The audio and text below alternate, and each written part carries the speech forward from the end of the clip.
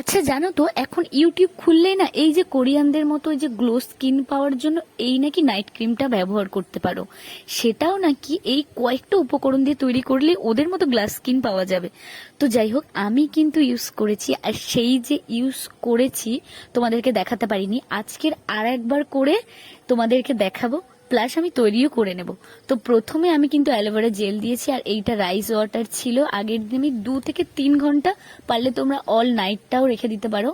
আর এখানে olive oil, আর এখানে coconut oil, আর একটু লেবুর রস, আর লাস্টে আমি দিয়ে দিলাম এই যে আমাদের গোলাপ জল, যেটা আমাদের স্কিনের জন্য খুব ভালো। তারপরে ভালোভাবে ফাটিয়ে নিলে এই যে কোরিয়ানদের মতো নাকি গ্লাস স্কিন পাওয়ার জন্য এই নাইট ক্রিমটা নাকি ব্যবহার করা যায়। তো আমরা কেন হোমমেড ভাবে ব্যবহার করতে পারি না?